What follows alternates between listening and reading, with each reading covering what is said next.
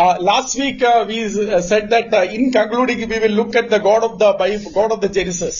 और हमने इस बात का हम लोग ने जिक्र किया था कि जब हमारी समाप्ति इस पुस्तक पर आएगी तो हम लोग उत्पत्ति के परमेश्वर यानी ईश्वर के बारे में कौन है वो पता करेंगे. We all know about our God. हम सब जानते हैं हमारे परमेश्वर के बारे में. But there are certain things that we are so repeating often that we forget about the greatness of what is Bible is mentioning about. और ये हम लोग बार बार दोहराने से उसका महत्व हमारे ऊपर से कम हो जाता है और हम भूल जाते हैं और ये समझ में से हमारा भार हो जाता है कि कितना महान हमारा परमेश्वर है.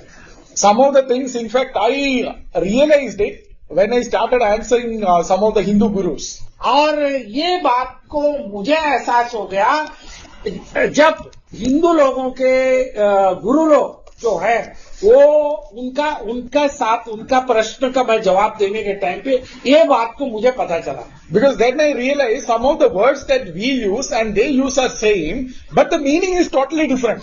और ये बात को मुझे समझ में आ गया कि शब्दों का उपयोग जो कर रहे हैं वो लोग भी कर रहे हैं हम भी कर रहे हैं लेकिन हम उसका मतलब जानते हैं लेकिन वो लोग का मतलब और अर्थ कुछ और ही होता है. So let us start with a very basic thing about the God of the Bible. Genesis chapter 1 verse 1.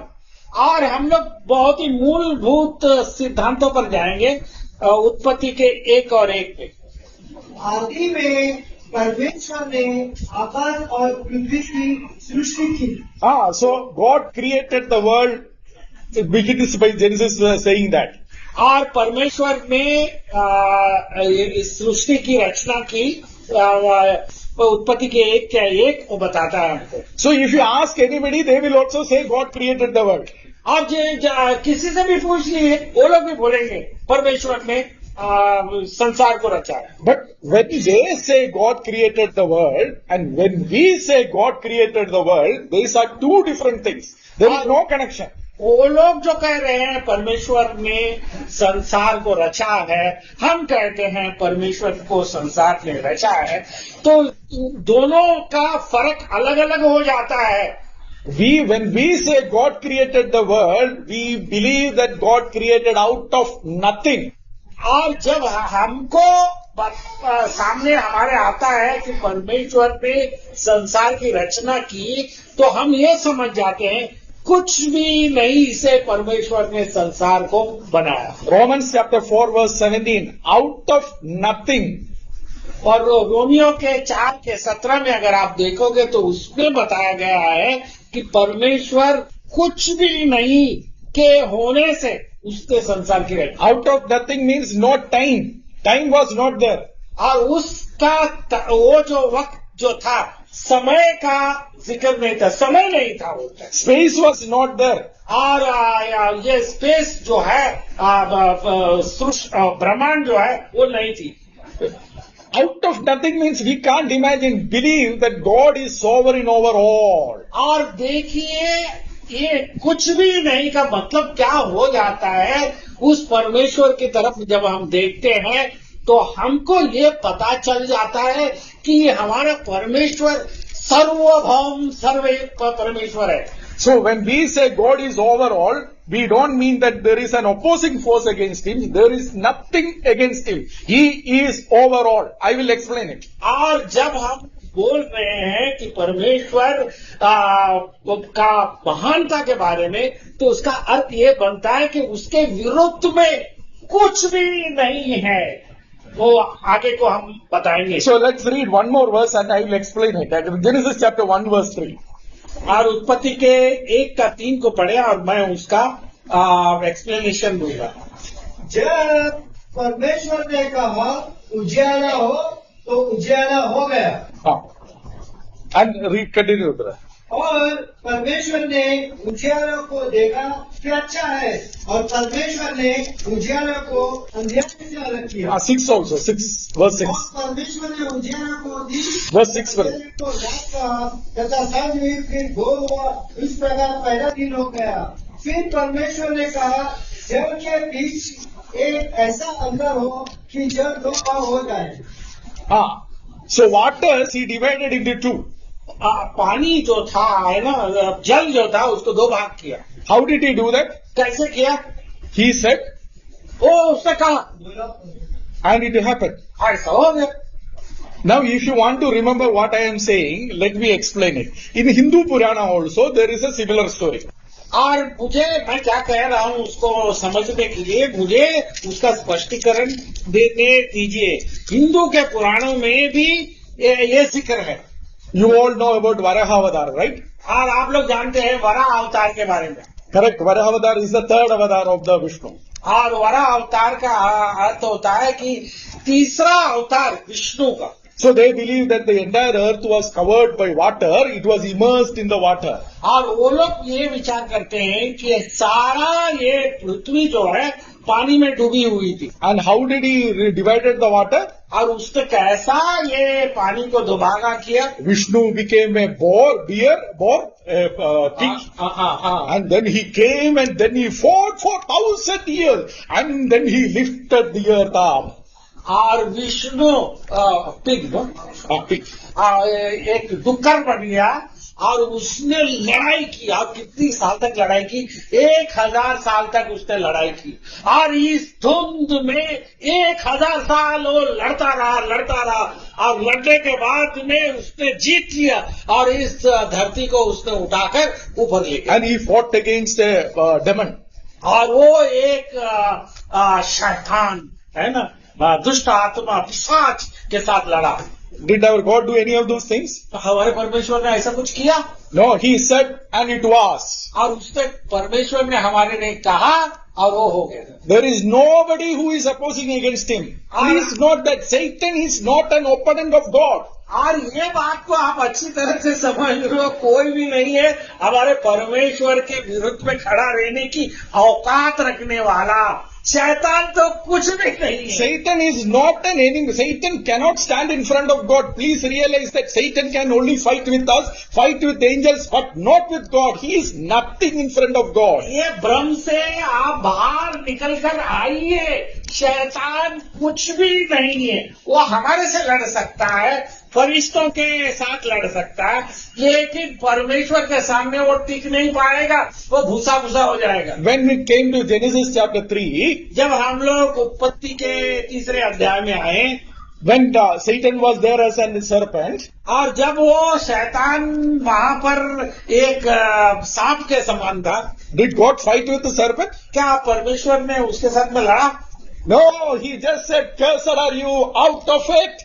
और उसने कहा है श्रापित है तू, बाहर निकल जा। He can't stand in front of our God. There is nothing. Please realize that. For everybody else, when the Hindu says that God is omnipotent, they only mean, I'm not making it up, they only mean he can fight against the enemy and win. But when we say God is omnipotent, we mean there is nothing against him. ये मेरे प्रिय जनों, इस भ्रम से आप निकलकर बाहर आइए। शैतान का कुछ भी मायने नहीं रखता है परमेश्वर का सामने। जब परमेश्वर को सर्वशक्तिमान हम कहते हैं, तो असल में वो सर्वशक्तिमान है, उसके सामने कोई टिक नहीं पाएगा। Satan is just a creation like you and me.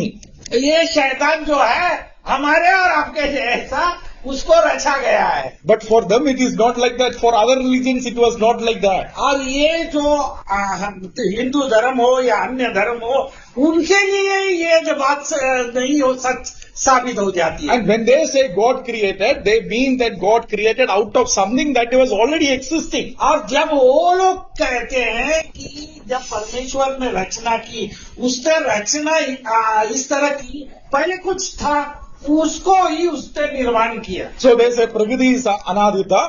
और प्रगति अनादिता का मतलब है। And then Karma is Anadita. और कर्मा भी अनादिता है। And all of them are coexisting with God, no? और हम सब उसके साथ में जी रहे हैं ना। But when we say God created, He created out of nothing. Please realize that, because we also carry this wrong conception that God, there is something against Him. There is nothing against Him. हम ये गलत धारणा हमारे दिमाग में रखते हैं। इससे आपको बाहर निकलना है क्योंकि जब हम लोग बोलते हैं कि परमेश्वर ने सृष्टि को रचा, उससे सृष्टि को कुछ नहीं में से रचा। There is so, when we say God is supreme, please, it is very difficult for us to realize because sometimes we think that there is something opposing him. There is nothing opposing. और जब हम कहते हैं परमेश्वर सर्वोपरि है, तो उसका अर्थ ये बनता है कि उसके विरुद्ध में कुछ भी नहीं है। Not even evil, not even violence, nothing can stand against और him. कोई भी वायलेंस होने दो, अराजकता होने दो, लड़ाई झगड़े होने दो, परमेश्वर को उसका कोई उसके ऊपर असर नहीं। He is far above all. और वो जो है सबसे ऊंचा है। There is only one thing that limits him. और एक चीज उसको सीमित कर देती है, That is his own nature. उसका अपना खुद का स्वभाव। So he cannot lie, for example. और वो मतलब को उसको पसंद नहीं होता। See, he cannot lie. He is holy. He cannot tell lies. He cannot go against his own holiness. वो कभी झूठ नहीं बोल सकता है, परमेश्वर कभी झूठ नहीं बोलता है, क्योंकि वो पवित्र है। So that is the only thing that limits him. There is nothing else. और वही चीज उसको सीमित रखती है और कुछ नहीं। And then, और दूसरी बात, so I hope this is very clear. This is different from all when Moses wrote this. When Moses wrote this, when Israelites were reading it for the first time, hearing it for the first time, what will shock them is just God speaks and everything comes into play. He doesn't have to fight. There is no enemy against him. He speaks and it comes. मूसा ने जब इसको लिखे, शास्त्रों को जब उसने लिखा है, तो एक बात आप अच्छी तरह से स्पष्ट होने दीजिए, परमेश्वर सिर्फ बोलने के जरिए ही अपना काम कर लेता है, उसको और कोई चीज की आवश्यकता नहीं होती। And second thing, he loves us. और दूसरी बात, वो हमसे प्रेम रखता है। How do we know? Let's even when he loves us, you see actually the depth of his love. और देखिए, जब इस प्रेम के बारे में हम कहते हैं, जरा सोच कर देखिए गहराई इस प्रेम की। You read Genesis chapter 3, और उस आप उत्पत्ति के 3 अध्याय को verse 14. 14वीं पंक्ति पढ़ लीजिए। तब यहोवा परमेश्वर ने सर्प से कहा, तूने जो यह किया है, इसलिए तू सब घरेलू पशुओं और सब घरेलू पशुओं से अधिक श्रापित है। This Shrabhi there. So God cursed the serpent, right? और देखिए, ये शैतान जिसके ऊपर आया था, ये सांप के ऊपर, उसको उसने स्थापित कर दिया। And then read verse 17. 17वीं पंक्ति पढ़ लीजिए। और आदम से उसने कहा, तूने जो अपनी पत्नी की बात सुनी और जिस वृक्ष के फल के विषय में तुझे आज्ञा दी थी कि तू उसे न खाना, उसको तूने खाया है, इसलिए भूमि तेरे कारण श्रापित है। So land is also cursed, right? अब देखिए, श्राप तो ये भूमि पर भी गिर गई, But God did not curse Adam and Eve. और देखिए आदम और हवा को श्राप नहीं दिया। Difficulties were there. Adam will have hard work. Woman will have labor pain, but they were not cursed like serpent and the earth. देखिए, ये बात बड़ा ही ध्यान देने योग्य है। ये सांप को, शैतान को उसने श्रापित कर दिया, लेकिन आदम को और हवा को उसको बोला है कि तुमको ये तकलीफ होंगी बच्चे पैदा करने पाप के वजह से, और आदम को बोला तुमको परिश्रम करना पड़ेगा तुम्हारी रोजी रोटी कमाने के लिए, लेकिन उनको श्राप नहीं दिया उसने। Is it not an amazing thing? और ये कोई अद्भुत चीज नहीं है, आश्चर्यजनक नहीं है। We should have been the one who should be cursed, right? और हमको श्राप देना चाहिए था ना। Our forefathers, Adam and Eve, our great grandfather, they did the mistake. Land is cursed, but God did not curse us.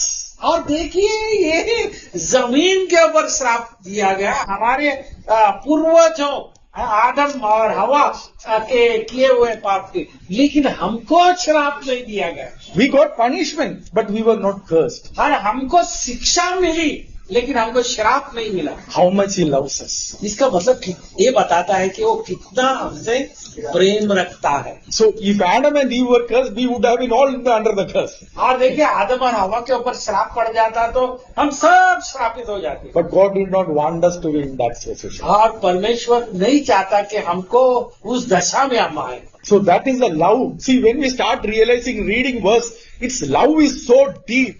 ये बात को हमको एहसास करना है, जानना है कि उसका प्रेम बहुत गहराई रखता है।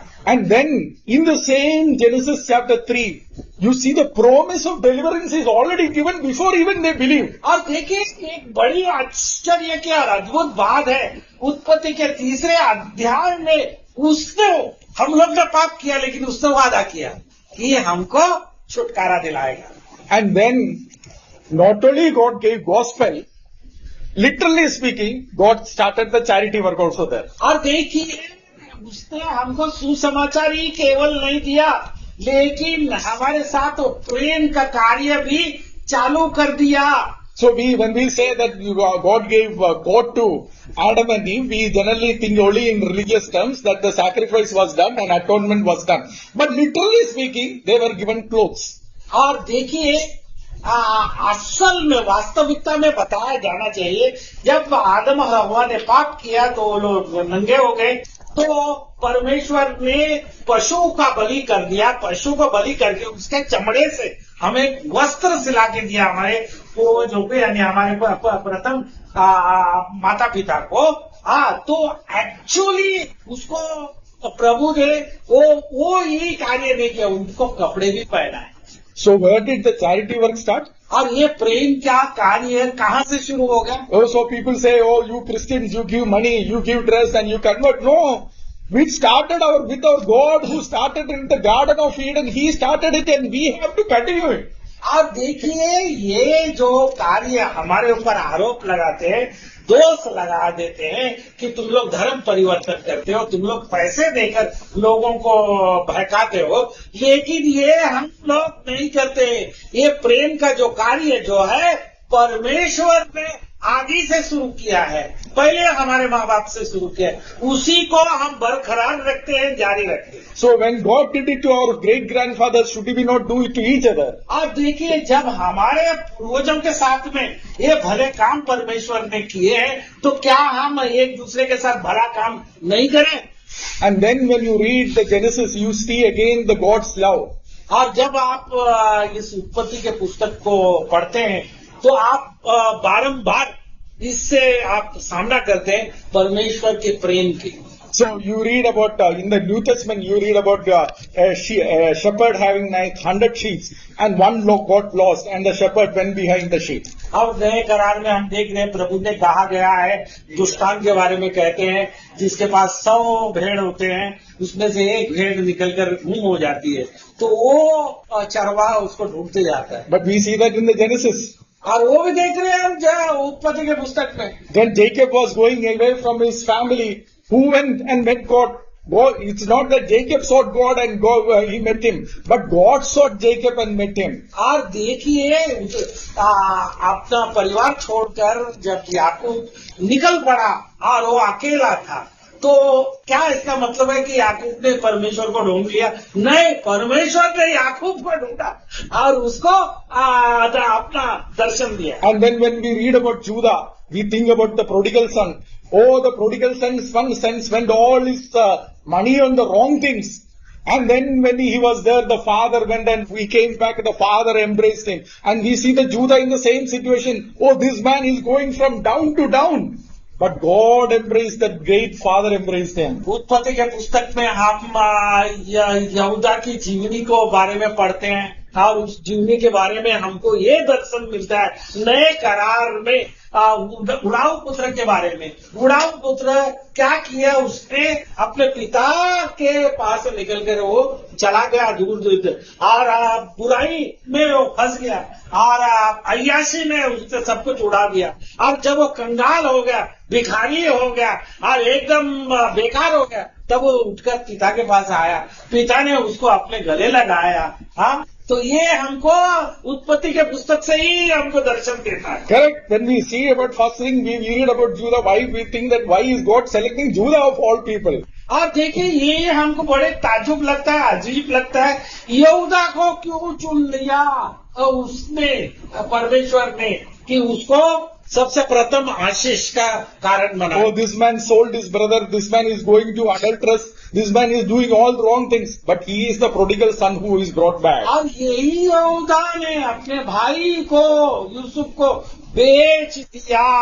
यही यहूदा है जो व्यभिचार करने के लिए चला गया।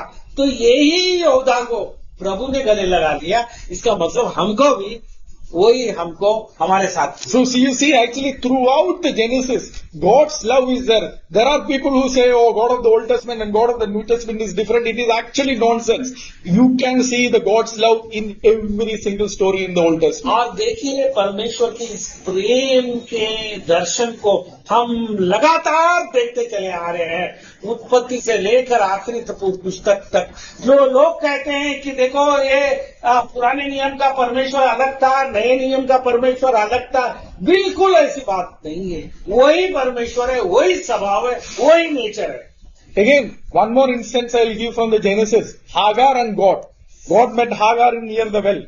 अब देखिए, हम देख रहे हैं हागार के अब्राहम की दूसरी पत्नी मिस्रियों से हागार अपने मालकिन से झगड़ा करके भाग जाती है, लेकिन परमेश्वर हागार से मुलाकात कर देता है बियर शवा में। Correct? Hagar, God met Hagar near the well.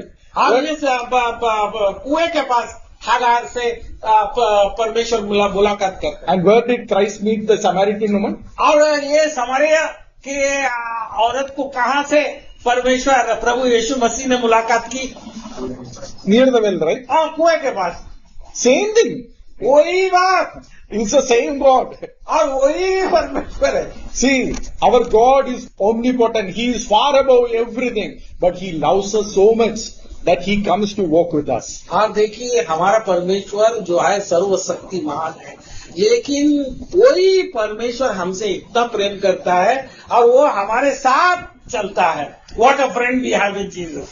But then one more thing we will have to remember. और एक और बात को हमको याद रखना है, He is a just God. और वो न्यायी परमेश्वर है। As I said at the beginning, He cannot go against His own holy nature. और पहले ही मैंने शुरुआत में भी कहा कि अपने स्वभाव के विरुद्ध में वो जा ही नहीं सकता। So if you continue to sin, we see the two judgments at least in Genesis. और देखिए, अगर हम पाप में बरकरार रहें, जारी रहें, करते रहें, तो हमारे लिए न्याय का सामना करना पड़ेगा। And you have two major instances at least in the Genesis, correct? Actually, many more are there. Babel is there, flood is there, Sodom and Gomorrah is there, even Adam and Eve is there. God has to punish. हाँ, देखिए judgement हम लोग पुराने नियम अपने उत्पत्ति के पुस्तक में हम देख ही रहे हैं। नोहा के समय जल प्रलय लेके आया, बाबेल के सामने जब वो लोग बुरुज को खड़ा कर रहे थे, उनको तितर बितर करके दे दिया, और सोदम और गमोरा के बारे में हम देख रहे हैं। तो ये जजमेंट है। But even in the judgment, God is merciful. और देखिए, ये दंड देने के समय भी परमेश्वर की दया की झलक हमको मिलते रहे। Let's read one or two verses. और एक या दो वचन को हम Genesis chapter 6 verse 8. और उत्पत्ति के 6 अध्याय के 8वीं पंक्ति 8. परंतु यहोवा के अनुग्रह की दृष्टि नूह पर बनी थी।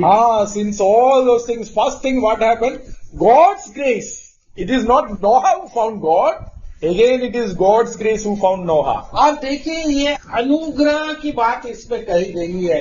ये है प्रलय लेके आने का समय में, लेकिन वहां पर लिखा गया है कि नोहा ने ईश्वर की दृष्टि में अनुग्रह पाई। It is not that Noah was righteous and then he found grace, because it is written first he found grace and then he became righteous. और देखिए, इसका मतलब ये नहीं बनता है कि नोहा नीतिमान था इसलिए उसको अनुग्रह मिला। नहीं, ये ऐसी बात नहीं है। परमेश्वर ने उसके ऊपर अनुग्रह किया और उसको नीतिमान ठहरा। Correct? 8 comes before 9, correct? आज 8 पहला आता है 9 से। Only after that it is said that Noah is righteous. But first he found grace. और देखिए, प्रथम उसने अनुग्रह पाई। So God always finds even a remnant in the most judgment that he does. और देखिए परमेश्वर हमेशा एक अवशेष को पाता है, हाँ? जब वो दंड लेके आता है जन समूह के पर, जन समूह में से एक अवशेष को बचा के निकालता है। There is one more thing. There is one more important thing in the book of Genesis. और एक और बहुत ही महत्वपूर्ण बात है उत्पत्ति के पुस्तक में, That also we generally read it. We actually think about it every week. Therefore, we think that it is not important, but it is so significant. Like the sovereignty and love, we have to underline it and think about it. और देखिए हम लोग बार बार पढ़ने से हमको उसकी महत्व को हम लोग समझ नहीं पाते हैं, लेकिन ये बहुत महत्वपूर्ण है, जरा देखें हम लोग। Genesis chapter 15 verse 18. और उत्पत्ति के 15 का 18।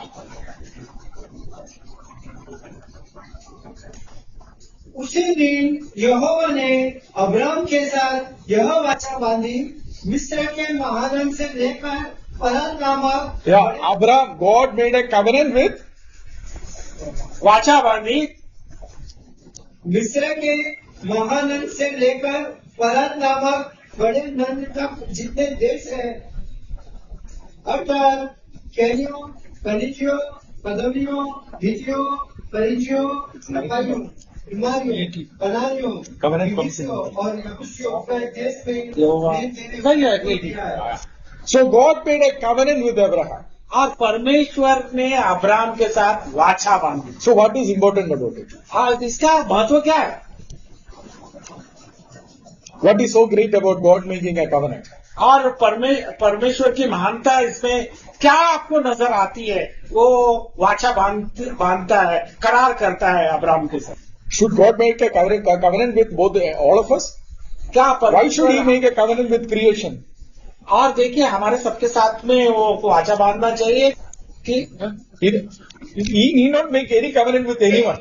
और उसका जरूरी नहीं है कि उससे किसी के साथ करार बांधे। God is not under any compulsion to make a covenant with anyone. Please realize that. और परमेश्वर किसी बंधन में नहीं है कि किसी के साथ अपना करार बांधे। Covenants are made by kings between each other. और एक राज्य दूसरे राज्य के साथ, राजा के साथ में करार बांधता है। Correct. In the Old Testament also, at that time, when a big emperor is there, he makes a covenant with the kings under him. और देखिए एक पुराने नियम की बात है, जो चक्रवर्ती राजा होता है, सब राजाओं उसके ऊपर होता है, वो दूसरे उसके अधीन राजाओं को बुलाता है और उनके साथ में करार बांधता है। But when God makes a covenant with us, it shows how much He is ready to come down and love us. और देखिए जब परमेश्वर हमारे साथ में वाचा या करार बांधता है, तो ये बात हमको बता देता है कि वो हमसे कितना प्रेम करता है, वो कितना नीचे वो उतर सकता है। And in covenant, if I make a covenant with Joseph D'Souza uncle, then Joseph D'Souza uncle has to do certain things. I will also have to do certain things, right? और देखो हम एक दूसरे के साथ में करार बांधते हैं, तो उसने कुछ हमारे लिए करना है, हमने कुछ उसके लिए करना। But is that how God made the covenant with Abraham? और ये ही क्या करार क्या ऐसी तरह से करार किया अब्राम के साथ। Let's read it. पढ़े We will read 17, verse 17. 17वीं पंक्ति पढ़े। 15:17. Genesis chapter 15. और ऐसा हुआ कि जब सूर्य अस्त हो गया और घोर अंधकार छा गया, तब एक अंगूठी जिसमें से धुआं उठता था, अंगीठी पढ़ आगे बढ़। धुआं उठता था और एक चलती हुई मसाल दिखाई दी, जो उन टुकड़ों के बीच में से होकर निकल गई। So, my brothers and sisters, understand this is a very magnificent thing. और देखिए ये एक बड़ा ही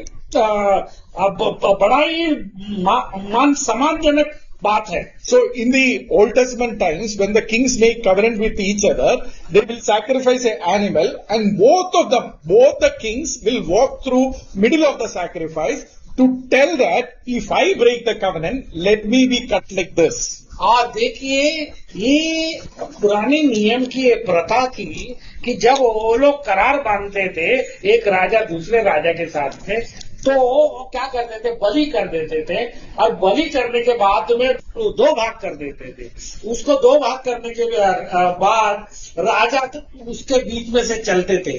तो उसका कहने का मतलब ये बनता था कि अगर तुम में से या मेरे में से कोई करार को तोड़े तो ये बलिदान के जैसे हमारी हाल किया जाए, हमको काटा जाए। Clear?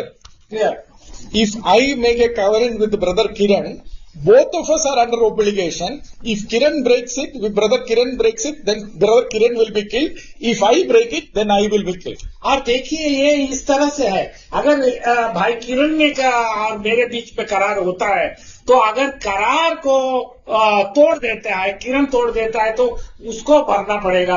मैं तोड़ देता हूं तो मुझे भरना पड़ेगा। So to symbolize that, both me and brother Kiran will walk through the middle of the broken और sacrifice. इसको आसान तरीके से बताने के लिए मैं भी और किरण भी हम लोग बलिदान के बीच में से चलेंगे।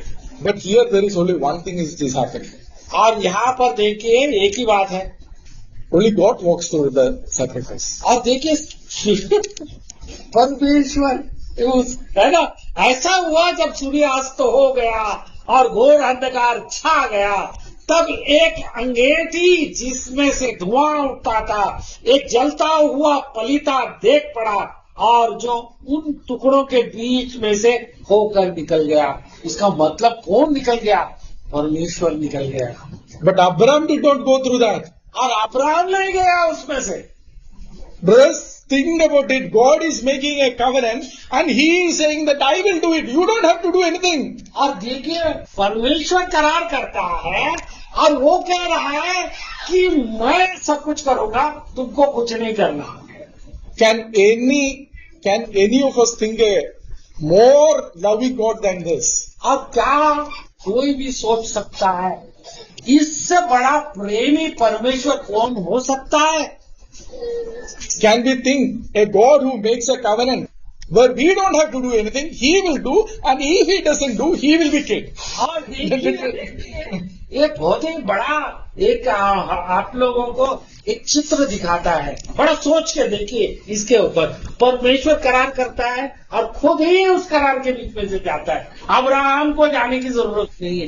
ये क्या बात हमको बताती है? Brothers, try a covenant with Modi and you will realize it. और भाई बहनों, मोदी के साथ करार करके देखिए क्या नतीजा होगा। Try a covenant with the municipal councillor. He will also not agree with अरे this. बीएमसी के है ना, ये महापालिका के साथ में आप करार करके देखिए क्या करें। He will say, I will have to do it, you will do nothing. हाँ, और वो कहेगा कि तुमको सब कुछ करना पड़ेगा, हम कुछ नहीं करेंगे। Correct? It's only the God who is eternal.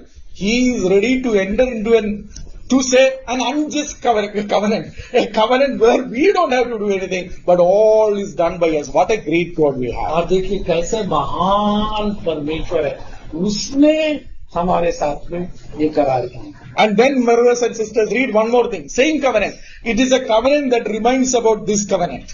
और देखिए एक और करार, No, same covenant. Read 10 to 12. और यही करार है जो 10 से 12 तक। 15, 10 to 12. इस सबों को लेकर उसने 20 से 2 टुकड़े कर दिया और टुकड़ों को आमने सामने रखा और चिड़ियों के उससे टुकड़े नहीं किए। जब मांसाहारी पक्षी लोगों पर झपटे तब अब्राहम ने उन्हें उड़ा दिया। जब सूर्य अस्त होने लगा तब अब्राहम को भारी नींद आई और देखो अत्यंत भय और महाअंधकार ने उसे छा लिया।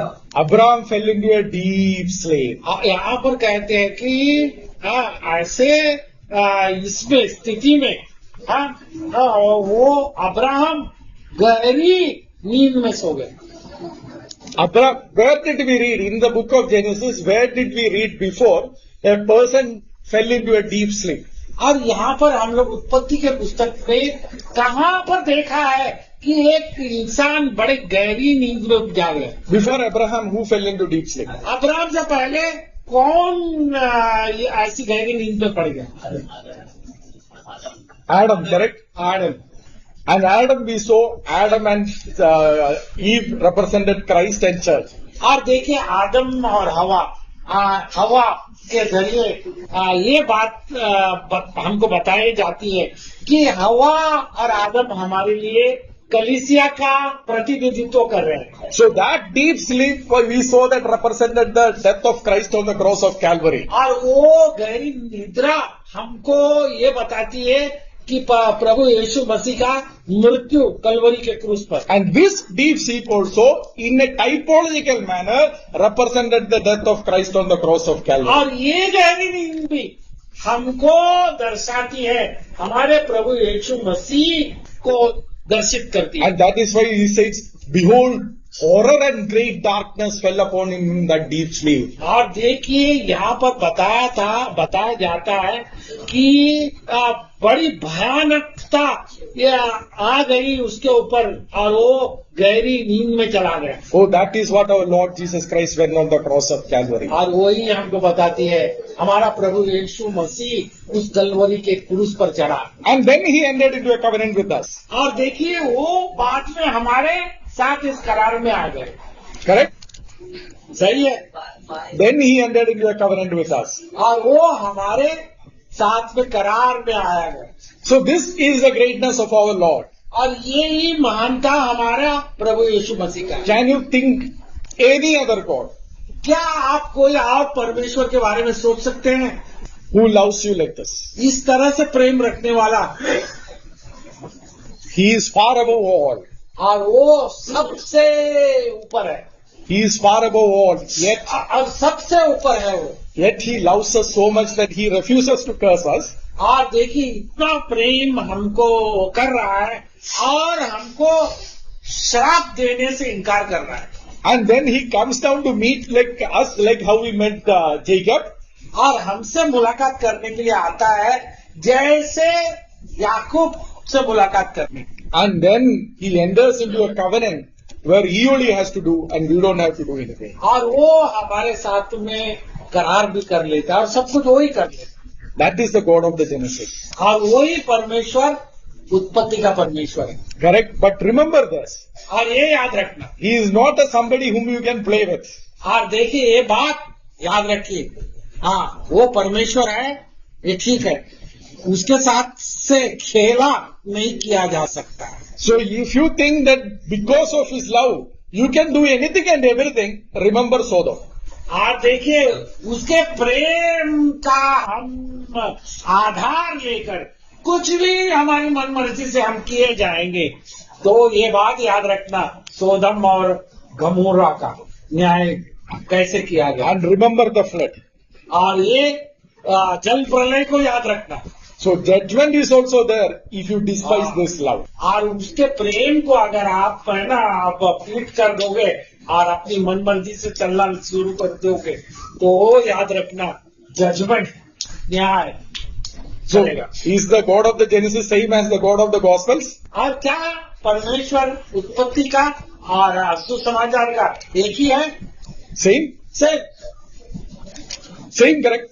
वही है Exactly same.